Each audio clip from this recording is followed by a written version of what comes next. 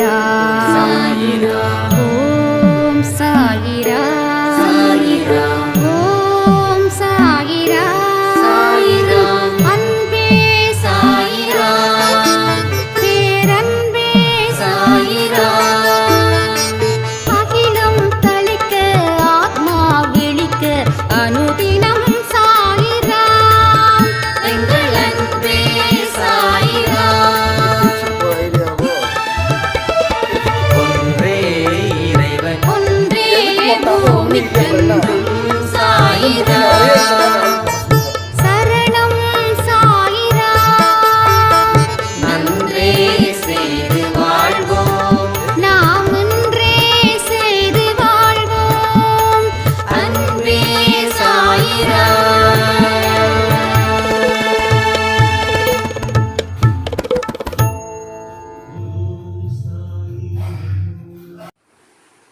என் அன்பு குழந்தையே,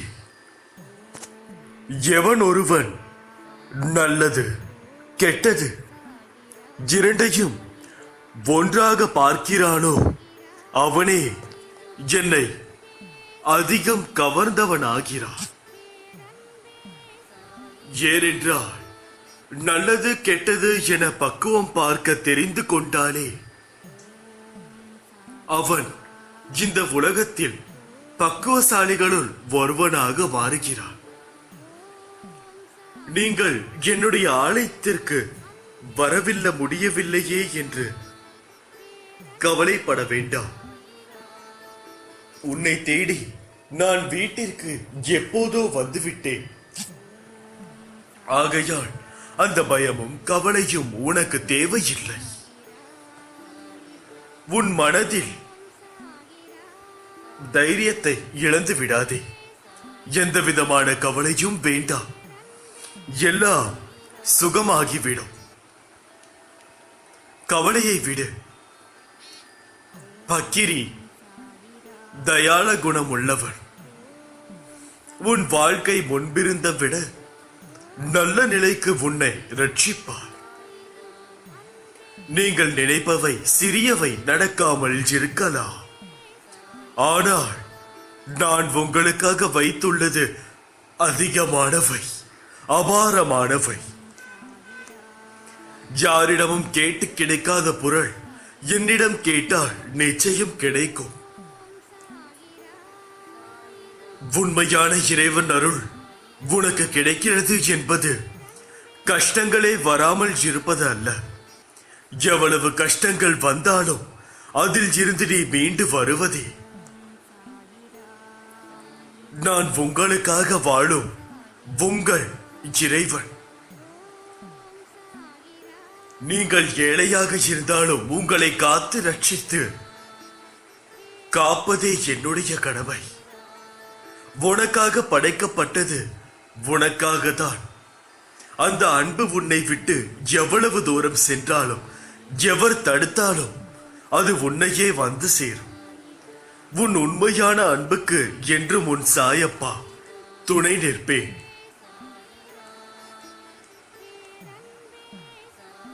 நான் உன்னுடைய ஆனந்த சாய். உனக்கு ஆனந்தம் மட்டுமே கொடுக்கின்ற சாய். உனக்குள் எல்லையற்ற ஆற்றல் ஒளிந்திருக்கிறது. அதை உன்னில் இருந்தே வெளிக்கொண்டு வா. உன் கண்ணுக்கு தெரியாமல் உன் கரத்தை நான் பலமாக பிடித்து அழைத்து செல்வேன். தைரியத்தை வரவழைத்துக் கொள். வாழ்க்கையில் பெரிய வெற்றி உனக்காக காத்திருக்கின்றது. சூழ்நிலை மாறும்போது சிலது வார்த்தைகளுக்கும் மாறும், சிலது வாழ்க்கையும் மாறும். பொறுமையுடன் இரு. நம்மை இன்பத்திற்கும் துன்பத்திற்கும் அப்பால் வரவேற்றாலும் முகத்தை திருப்பிக் கொண்டாலும் நடப்பது நடந்தே தீரும். பாபாவுடனான உங்கள் தொடர்பு மட்டுமே உங்களை இன்பத்திற்கும் துன்பத்திற்கும் அப்பால் கொண்டு செல்ல முடியும். நீங்கள் ஒரு வழிகாட்டியை எடுத்துக்கொண்டால் எந்த சிரமமும் இல்லாமல் நீங்கள் உன் வாழ்க்கையை இந்நல்வழியை இழக்க மாட்டீர்கள். எனவே சத்குருவின் கால்களை அன்புடனும் பக்தியுடனும் பிடித்துக் கொள்ளுங்கள். அவர் எந்த விதமான சிரமங்களும் இன்றி வாழ்க்கை என்னும் கடலை கடக்க உதவுவார். நீ எங்கு இருக்கிறாயோ அங்கேயே இருந்து கொண்டு என்னை கேள்வி கேள். தேவையில்லாத எதற்காக காட்டிலும் வனத்திலும் திரிந்து விடைகளை தேடுகிறாய்? நான் உன்னுடைய ஞான நாட்டத்தை திருப்தி செய்கிறேன். அந்த அளவிற்கு என்னை நம்புவாயாக. நான் அனைவர் வல்லும் வியாபாத்திருக்கிறேன், அதாவது வியாபித்திருக்கிறேன். நான் இல்லாத இடமே இல்லை. பக்தர்களுக்காக நான் எங்கும் எப்படியாவது தோன்றுவேன். எங்கு போனாலும் நம்பிக்கையும் திடமான அர்ப்பணிப்பும் இருந்தால்தான் நினைத்ததை சாதிக்க உங்களால் முடியும். நமக்கு இன்றுள்ள பிரச்சனைகளை விட நமக்கு ஏற்படுகின்ற குழப்பங்கள் தான் அதிகம். இந்த குழப்பத்திற்கு காரணம் ஒவ்வொரு நாளும் நமக்கு கிடைக்கிற புதிய வாய்ப்புகள், நாம் அறிமுகமாகிற புதிய சூழல்கள். இதனால் இது நல்லதா அது நல்லதா என யோசித்து குழம்புகிறோமே தவிர சரியான முடிவு எடுக்க முடியாமல் திணறிக் கொண்டிருக்கின்றோம். இந்த நிலையில் இருக்கிற உன்னை சரியான இடத்திற்கு அழைத்து செல்வேன் என்று நானும் என்னுடைய சச்சரிதமும் கூறுகின்றது. சாய் பக்தர்களாகிய நாம் தினமும் குறைந்தது 10 நிமிடமாவது பாபாவிற்கு ஒதுக்கிவிட வேண்டும். அன்றாட அலுவங்காலுக்களுக்கு இடையே வெறும் 10 நிமிடம் ஒதுக்குவது பெரும்பாலானோருக்கு சவாலான காரியமே. பாபாவின் படத்தின் முன்னர் அமைந்து அவரது நாமத்தை அவரின் படத்தின் முன்பு அமர்ந்து அவரது நாமத்தை 10 நிமிடம் சொல்லுங்கள். வேறு எந்த ஒரு சிந்தனையும் இல்லாது பாபாவையே ஒற்று நோக்கி வண்ணம் இருங்கள். காலை அல்லது மாலை உங்கள் வசதிக்கு ஏற்ப செய்யுங்கள். ஆரம்பத்தில் மிகவும் கஷ்டமாக இருக்கலாம், மனம் அலைப்பாயும். ஆனால் பயிற்சியும் பாபாவின் மீதான உங்களின் உண்மையான அன்பின் மூலம் இது சாத்தியப்படும்.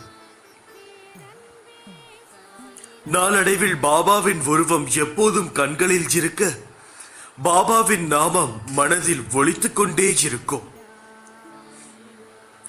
இன்று மிகவும் புனிதமான நாள். எப்போதும் நம்மை காக்கும் தெய்வத்தின் நாம ஜபத்தை இந்த நன்னாளில் தொடங்குங்கள். பாபாவின் அருள் இருந்தால் மட்டுமே சாய் நாமத்தை சொல்ல முடியும். தொடர்ந்து சாய் நாம ஜபம் செய்பவர்கள் நிச்சயமாக பாபாவால் ஆசீர்வதிக்கப்படுவார்களே, சந்தேகமே வேண்டாம். இன்று நல்ல நாள் என்று நான் ஏன் இன்று கூறுகிறேன் என்று உங்களுக்கு தெரியுமா? இன்று எந்த ஒரு அதிர்ஷ்டவசமான நாளும் இல்லை, ஒரு நல்ல நாளும் இல்லை. எந்த நாளும் அந்த நல்நாள் தான். அந்த நன்னாளை இன்றே புறக்கணிக்காமல் என்றுடன் அதை செய்து முடியுங்கள்.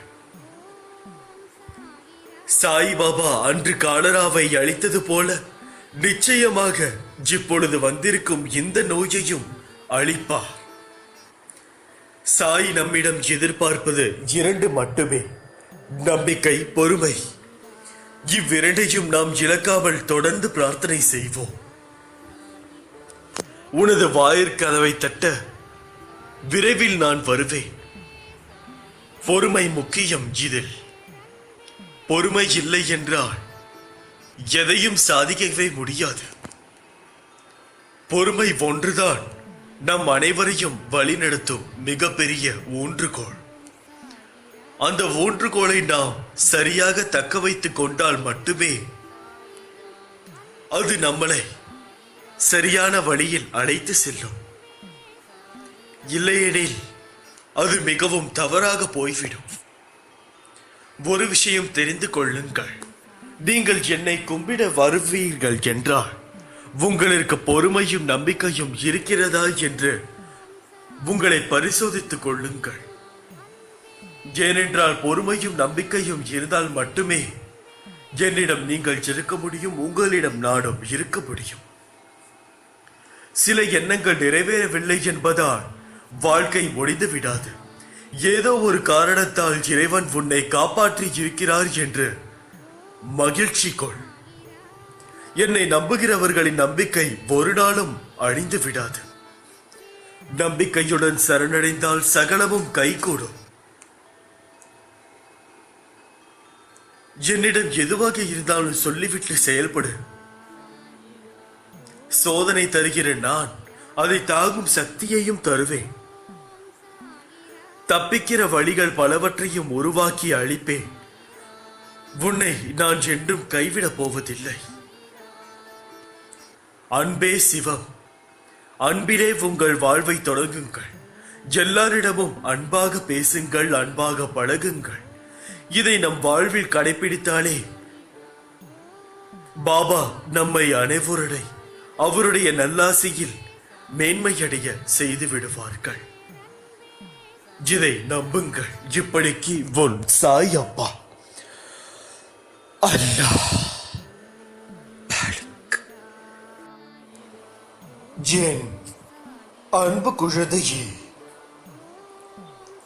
உன்னை எப்போதும் கைவிட மாட்டேன். உனது விழிகள் திறந்து பார்க்கும் போது உன் முன்னே நான் இருப்பதை நீ காண்பாய். கடந்த காலத்தை பற்றியும் நிகழ்காலத்தை பற்றியும் வருந்தாதே. எதுவும் நிரந்தரம் இல்லை. உன் எதிர்காலம் நல்ல காலமாக மாற உள்ளது. அதை உற்சாகத்துடன் வரவேற்க தயாராக இரு. நான் அதற்கான வேலையை துவங்கிவிட்டேன். மனநிறைவோடு இரு. கடந்து போன விஷயங்களையும் முடிந்து போன விஷயங்களையும் பற்றி கலங்காதே. எப்போதும் உனது பாரங்களை சுமக்க நான் இருக்கின்றேன். எனது கண்களை நன்றாக உற்றுப்பார். உன் வலி மௌனமாக குணப்படுத்தி உனக்கான நல்ல நேரத்தை உருவாக்கி கொண்டு இருக்கிறேன். நான் உன்னை பாதுகாப்பேன். உன் மீது அன்பாக இருக்கிறேன். என் அனுமதி இல்லாமல் எதுவும் நடக்காது. எவரும் எதையும் உனக்கு செய்ய முடியாது. நானும் எந்த தீங்கையும் உனக்கு செய்ய விடமாட்டேன். ஆத்மார்த்தமாக என்னை நோக்கி நீ கூப்பிட்டால் நான் உடனே வருவேன். அதில் எந்தவித சந்தேகமும் இல்லை. உன் மனதை போட்டு குழப்பம் பிரச்சனை விரைவில் சரியாகிவிடும். விரைவில் அதிசயம் நடக்கும். நீயும் மகிழ்ச்சி அடைவாய். உன்னை காயப்படுத்தியவர் எவராயினும் அவர்களை நீ மன்னித்து விடு. அவர்கள் செய்த பாவமே அவர்களை பழிவாக்கும். மனதில் எப்போதும் அமைதியை நிலைநிறுத்து. அப்போதுதான் ஒரு மனிதனால் முழுமையாக ஒரு வாழ்க்கையை கட்டுக்கோப்பாக வாழ முடியும். நீ நினைக்கும் அனைத்தும் ஒவ்வொன்றாக நடக்கத் தொடங்கும். உன் வாழ்க்கையில் நீ பட்ட துன்பங்கள் அனைத்தும் முடிந்து விட்டது. நீ உன் வாழ்க்கையில் எடுத்து வைக்கும் ஒவ்வொரு அடிக்கும் ஒரு அர்த்தம் உண்டு. அதில் உனக்கு வெற்றி உண்டு. கூடிய விரைவில் நல்ல செய்தி வரும். என்னை முழுமையாக நம்பு. உன் அப்பா நான் இருக்கிறேன். உனது பிரச்சனை என்னவாக இருந்தாலும் சரி, எவ்வளவு பெரியதாக இருந்தாலும் சரி, அவற்றை முற்றிலுமாக தீர்த்து வைப்பது என்னுடைய தீர்க்க கடமை. அந்த கடமையில் இருந்து நான் ஒரு பொழுதும் விலக மாட்டேன். அதை கைவிடவும் மாட்டேன். எந்த ஒரு பிரச்சனையும் நிரந்தரமானது அல்ல என்றது உன் மனதில் நன்றாக ஏற்றி வைத்து புரிந்து கொள். ஏனென்றால் இந்த ஒரு பிரச்சனை தான் பெரியது என்று அதையே நினைத்து கொண்டு கடைசி வரை அதையே யோசித்துக் கொண்டு ஒரு மூலையில் உட்கார்ந்து கொண்டு வருகிறார். அது மிகவும் தவறு. அந்த தவறை நீயும் செய்து கொண்டிருக்காதே. ஒரு கதவு மூடினால்தான் இன்னொரு கதவு திறக்கும் என்பதை மனதில் வைத்துக்கொள். ஒரு பிரச்சனை வருகிறது என்றால் அது உன்னை தோற்கடிப்பதற்காக இல்லை, உன்னை வேறு ஒரு பாதையில் இன்னொரு வெற்றியை காண்பதற்காகவே என்பதை புரிந்து கொள். ஒரு பிரச்சனையை மட்டுமே நினைத்து கொண்டு உனக்குள் இருக்கும் அனைத்து வெற்றியையும் விட்டு விடாதே. உனக்குள் ஒரு ஆற்றல் உண்டு. அந்த ஆற்றல் என்னது என்பதை முழுமையாக யோசித்து செயல்படு. யோசனை மிகவும் முக்கியம்.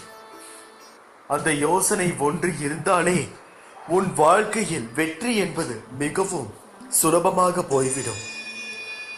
உனக்காக உன் சாய் தேவா உன்னை தவிக்க விட்டு நான் எங்கே போவேன்? எங்கேயும் நான் போக மாட்டேன். நிச்சயமாக நம்பிக்கையோடு காத்திரு. பொறுமை, நம்பிக்கை, இவை அனைத்தும் நம்பிக்கை வாழ்க்கையில் ரொம்ப முக்கியம். இது உன் நல்லதற்கே. உன்னை உயிராய் நினைக்கும் உன் சாய் தேவா எப்படி உன்னை விட்டு செல்ல மனசு வரும்? மனம் வராது குழந்தையே, நிச்சயமாக. ஏனென்றால் எந்த ஒரு தாய்க்கும் தந்தைக்கும் தன்னுடைய மகன் கஷ்டப்படுவது தாங்க முடியாது. என்னை நம்பினால் இன்று முதல் புதிய முயற்சி செய். ஒரு தோல்வியை நினைத்து மூளையில் உட்காருவதை நிறுத்திவிடு. அந்த தோல்வியில் நீ கற்றுத்தந்த அந்த பாடங்களை நினைத்துக்கொள். அது எவ்விதமான பாதங்கள் என்று யோசித்து பார். அதில் இருந்து நீ எப்படி வெளியே வர வேண்டும் என்று 1க்கு 100 முறை யோசித்து செயல்படு. அதில் இருந்து உனக்கு ஒரு வழி பிறக்கும். அந்த வழியை கடைசி வரை நீ மறக்காமல் அதை எப்பொழுதும் கடைபிடித்து வா. இங்கே அனைத்து பிரச்சனைகளுக்கும் ஒரே ஒரு தீர்வுதான். அது ஒவ்வொரு மனிதர்களின் அடிப்படையில் மாறும். அப்படி இருக்கையில் அந்த ஒரு பிரச்சனையை நீ எப்படி கையாள வேண்டும் என்பதை யோசி. அதேபோல் எல்லா பிரச்சனையும் ஒரு அடித்தளமாக கொண்டு நீ விரைவில் அவ்வனைத்தையும் கடக்க சுலபமாக இருக்கும். திசை தெரியாமல் அலைந்து கொண்டிருப்பதை விட இது எவ்வளவோ மேல் என்றுதான் நான் கூறுவேன்.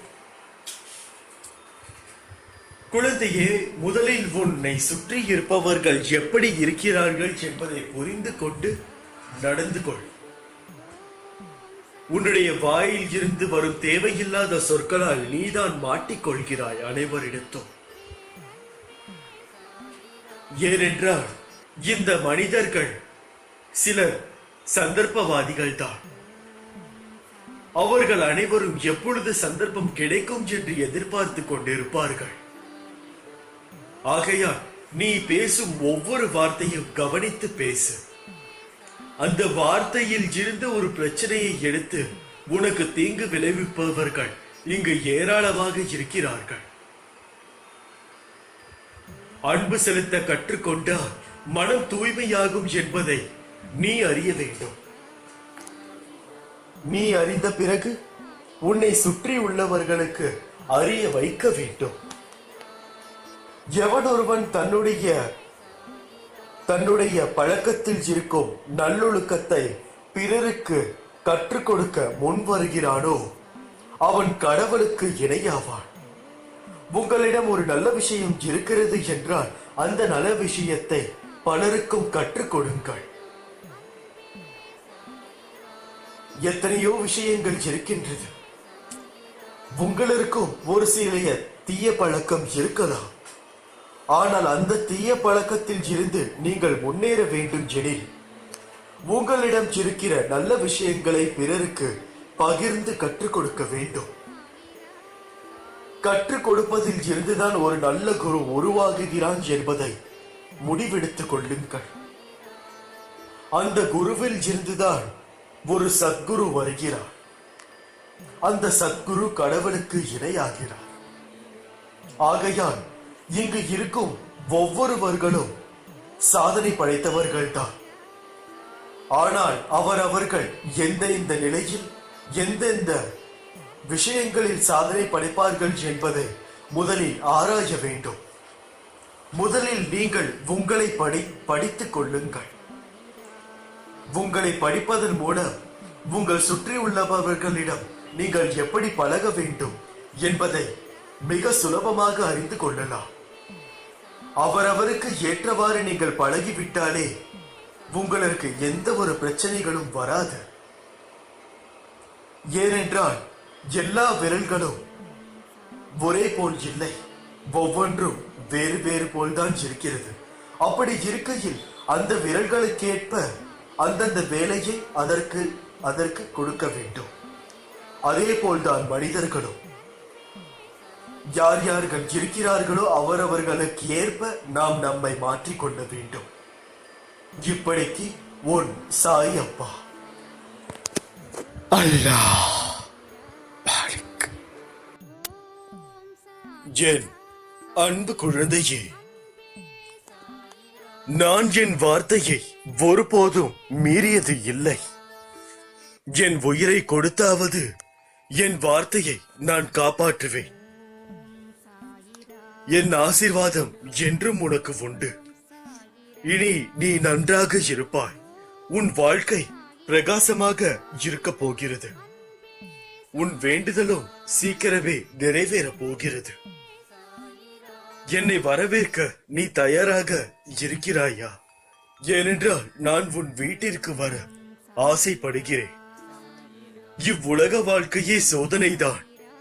எது நடந்தாலும் பொறுமையை மட்டும் இழந்து விடாதே.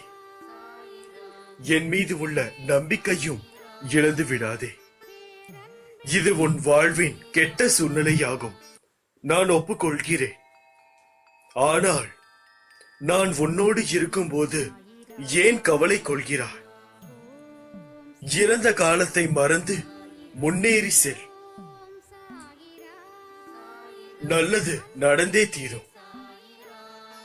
என்னை வேறென்றினாலும் தொழுபவன் அவன் அந்த பிறவியின் மோட்சத்தை அடைவான். என்னுடைய பாதங்களை நீ வணங்கினால் அதில் திருவேணி எனப்படும் பிரயாக நதிகளை காட்டுவேன்.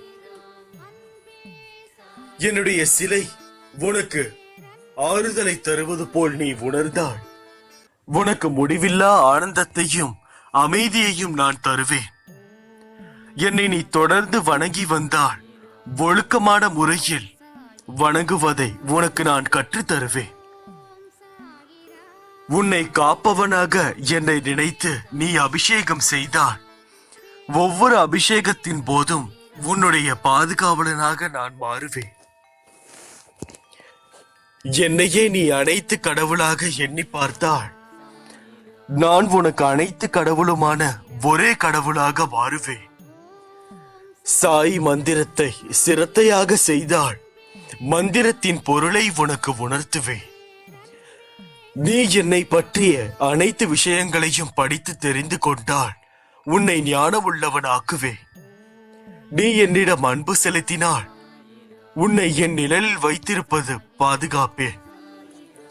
என்னை உன் குருவாக கருதினால் உனக்கு குரு மந்திரத்தை உபதேசிப்பேன். என்னை ஒரு யோகியாக பார்த்தால் உன்னை இந்த அழிவற்ற உலகின் தெய்வீகத்தை பார்க்க வைப்பேன். உதி என்னும் விபூதியை நீ மருந்தாக பார்த்தால் உன்னுடைய அனைத்து நோய்களையும் விளக்குவேன். என்னை ஜோதியாக பார்த்தால் ஒரு எரியும் விளக்கின் ஒளியிலும் என்னை பார்க்க முடியும். வாழ்க்கையில் இன்னும் எத்தனை நாட்களுக்கு மெழுகுவத்தியாக இருக்க போகிறாய் என்ற உன் மனம் கேட்கிறது. வாழ்க்கையில் நடைபோட துணை வேண்டும், ஆனால் அவைகள் உன்னோடு இறுதி வரை வரப்போவதில்லை. நீ இந்த உலகிற்கு எப்படி வந்தாயோ அதை போலவேதான் அவர்களும். அதனால் யார் ஒருவர் உன்னை காயப்படுத்தினாலும் நீ அவர்களை விட்டு நகன்று விடு. இந்த பிறவியோ நீ எடுத்த பொக்கிஷம். அதை உன்னை நேசிப்பவருக்கு மத்தியில் பகிர்ந்து கொள். அதற்காக உன் வாழ்க்கையின் நேரங்களில் உனக்கு பிடித்தவர்கள் மட்டுமே உன்னை சூழ்ந்து இருப்பதில்லை. எதிர்மறையானவர்களை சந்தித்தாலும் பொறுமையுடன் நீ நகர்ந்து செல். உனக்கு பிடித்தவர்கள் சந்தோஷமாய் இருந்தார்கள் என்றால் அவர்களின் அனைத்து விஷயங்களையும் நீ ஏற்றுக்கொண்டு அவர்களிடம் பொறுமையுடன் செல்கிறாய் என்பது அர்த்தம். உன்னை சுற்றிலும் பிடித்தவர்கள் இருந்தால் அவர்கள் உனக்கு செய்கின்ற விஷயங்கள் இருக்கும். அதை ஆராய்ந்து அவர்கள் மத்தியில் எப்படி வாழ வேண்டும் என்று சிந்தித்து நட. சில உறவுகள் சந்தோஷமும் நிம்மதியும் கொடுக்கும். சில உறவுகள் வலி, நம்பிக்கை, துரோகம் என வாழ்க்கையில் பொக்கிஷமான பாடங்களை உனக்கு புகட்டும். எப்படி நேர்ந்து இருக்கும் என புரிந்து கொள். உன்னில் பார்க்கும் அனைத்துமாய் அகிலத்தின் ரூபமாய் நான் இருப்பேன். சோதனை என்பது வரதான் செய்யும். நானே தீர்ப்பேன், நானே காப்பேன். என்னை நீங்கள் நினைத்தாலே போதும், நான் உங்களை கவனித்துக் கொள்வேன். சத்தியமாக கவனிப்பேன். என்னுடைய பிள்ளைகள் என்றுமே கஷ்டப்படுவது எனக்கு பிடிக்காது. அப்படி இருக்கையில் உன்னை நெருங்கும் ஆபத்தை நான் எப்பொழுது காணுகிறேனோ அக்கணமே அழிக்கப்படும். என் குழந்தையின் வளர்ச்சியை தடுக்க நினைக்கும் எந்த தீய சக்தியாக இருந்தாலும் அதற்கு மறுபிறவியே கிடையாது. குழப்பங்களை சேராக தேக்கி வைக்காதே, அதை அகற்றிவிடு. இல்லையெனில் அது உன் வாழ்வையும் நிம்மதியையும் சீர்குலைத்து விடும். உன் மனம் தெளிவடைய உனக்கு நான் உன் சாய் தேவா வெளிச்சம் காண்பிப்பேன்.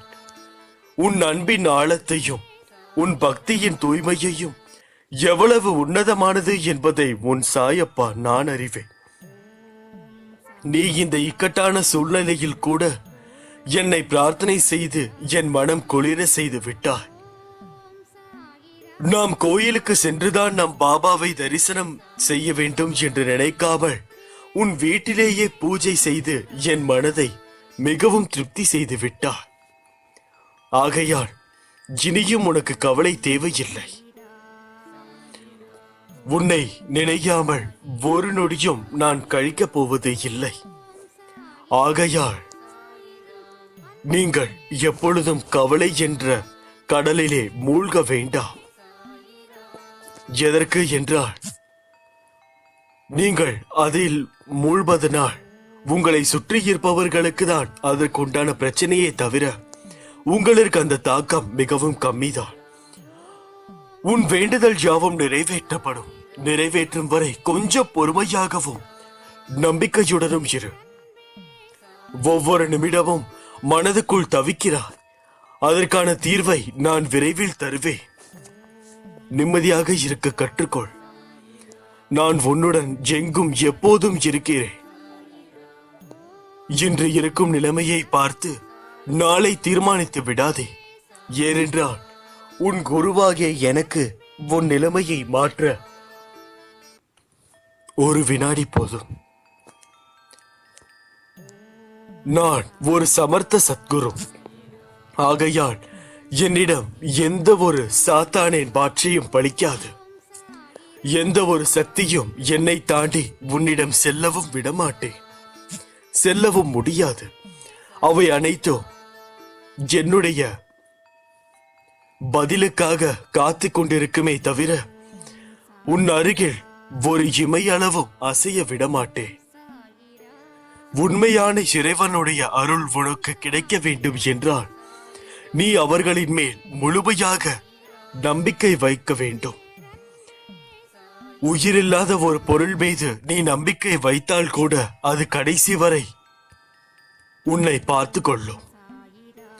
கடந்த காலத்தை பற்றியும் நிகழ்காலத்தை பற்றியும் வருந்த தேவையில்லை. எதுவும் நிரந்தரமும் இல்லை.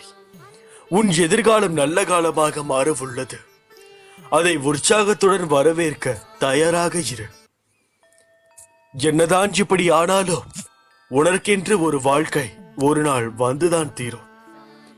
புயல் மழையை என்னுடைய சக்தியால் நிறுத்திய நான் உன்னுடைய பிரச்சனையை நிறுத்த மாட்டேனா? நிச்சயமாக நிறுத்துவேன். அதற்குண்டான கால அவகாசம்தான் நான் உன்னிடம் எப்பொழுதும் கேட்கிறது. அதற்கு உண்டான ஒரு சிறிய கால அவகாசம். அதுவரை நீ அதை தாங்கி பொறுத்து கொண்டாலே போதும். நடக்க போவதை தடுக்க முடியாதென்றால் என்னிடம் வருவதற்குண்டான பிரயோஜனம் என்ன? நிச்சயமாக தடுத்து நிறுத்துவேன். உனது கர்மத்தின் பலனை நீ அனுபவித்தாக வேண்டும்.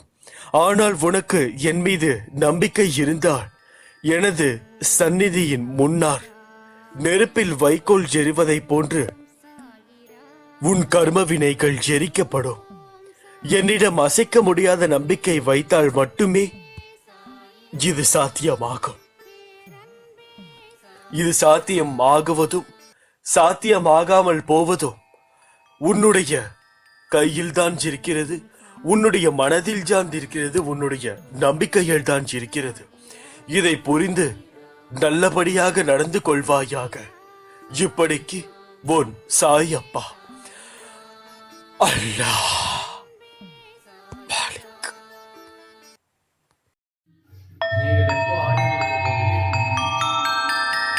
ஓம் சாயிரா.